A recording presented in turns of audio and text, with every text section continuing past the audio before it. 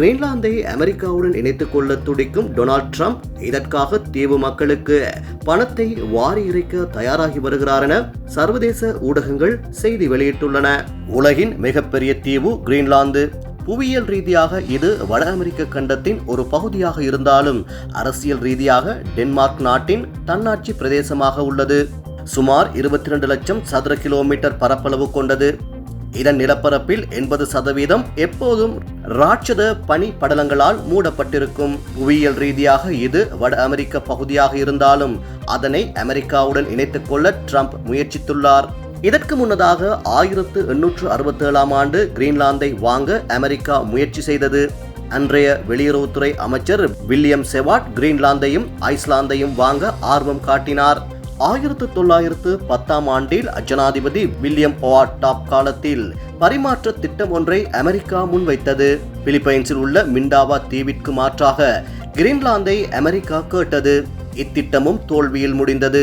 1946இல் ஜனாதிபதியாக இருந்த Harry Truman $10 கோடி மதிப்பிலான தங்கத்திற்கு மாற்றாக கிரீன்லாந்தை கேட்டார். ஆனால் இதற்கு டென்மார்க் ஒப்புக்கொள்ளவில்லை. ட்ரம்பின் முதல் ஆட்சி காலத்திலும் கிரீன்லாந்தை வாங்க முயன்றார். தற்போது வெனிசுலா மீது நடத்திய தாக்குதல் வெற்றிகரமாக அமைந்ததை தொடர்ந்து கிரீன்லாந்தை வாங்கும் திட்டத்தை ட்ரம்ப் தீவிரப்படுத்தியுள்ளார்.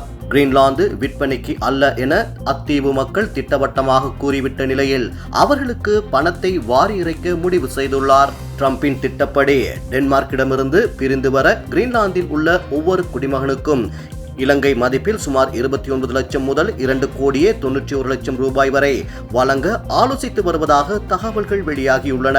கிரீன்லாந்தின் மொத்த மக்கள் தொகை சுமார் 57,000 ஆகும். இவர்களுக்கு இந்த பணத்தை வழங்க அமெரிக்காவிற்கு சுமார் 1,71,215 கோடி ரூபாய் செலவாகும் என கணக்கிடப்பட்டுள்ளது. மற்ற நாடுகளின் பகுதிகளை அடிமாட்டு விலைக்கு வாங்கி தனது நாட்டை விரிவாக்கம் செய்து கொள்வதில் அமெரிக்காவுக்கு நிகர் அமெரிக்கா தான். இதற்கு முன்னதாக 1803ஆம் ஆண்டு பிரான்சிடமிருந்து லூசியானாவை வாங்கியது. இது அமெரிக்கா மேற்கொண்ட மிகப்பெரிய நில ஒப்பந்தமாகும். இதன் மூலமாக அமெரிக்காவின் பரப்பளவு ஒரே நாளில் இரட்டிப்பானது. 1819ஆம் ஆண்டு அமெரிக்காவிற்கும் ஸ்பெயினுக்கும் இடையில் கையெழுத்தான ஒப்பந்தத்தின் மூலம் புளோரிடாவை வாங்கியது.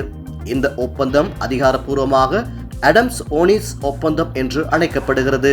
தற்போது புளோரிடா அமெரிக்காவில் 27வது மாகாணமாக உள்ளது. ரஷ்யாவிடமிருந்து இந்தியா கச்சா எண்ணெய் வாங்குவதால் இந்திய பொருட்களுக்கு அமெரிக்க அரசு 50% வரியை விதித்து வருகிறது. வரி விதிப்பு தொடர்பாக இரு நாடுகளின் சிரேஷ்ட அதிகாரிகள் பல்வேறு சுற்று பேச்சுவார்த்தைகளை நடத்தினர்.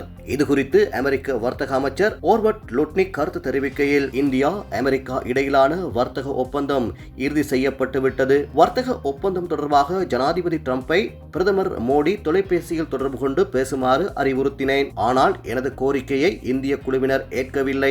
ஜனாதிபதி ட்ரம்பிடம் இந்திய பிரதமர் நரேந்திர மோடி தொலைபேசியில் பேச மறுத்ததால் இரு நாடுகளுக்கிடையிலான வர்த்தக ஒப்பந்தம் முடங்கியிருக்கிறது. எனினும் இந்தோனேஷியா, பிலிப்பைன்ஸ், வியட்நாம், மலேசியா உள்ளிட்ட நாடுகளின் தலைவர்கள் ஜனாதிபதி ட்ரம்பை தொலைபேசியில் தொடர்பு கொண்டு பேசினர். அந்த நாடுகளுடன் வர்த்தக ஒப்பந்தம் அதிகாரப்பூர்வமாக கையெழுத்தாகிவிட்டது. 3 வாரங்களுக்கு பிறகு இந்திய அதிகாரிகள் என்னை தொடர்பு கொண்டனர். அப்போது 3 வாரங்களுக்கு முன்பே ரயில் புறப்பட்டு சென்றுவிட்டது.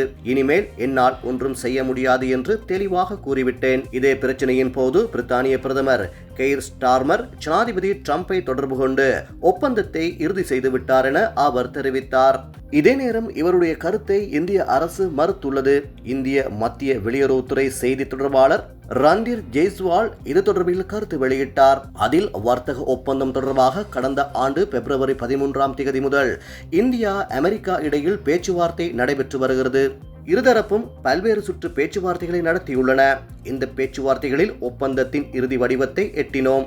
இருதரப்புக்கும் பலனளிக்கும் வர்த்தக ஒப்பந்தத்தை ஏற்படுத்துவதில் இந்தியா உறுதியாக உள்ளது.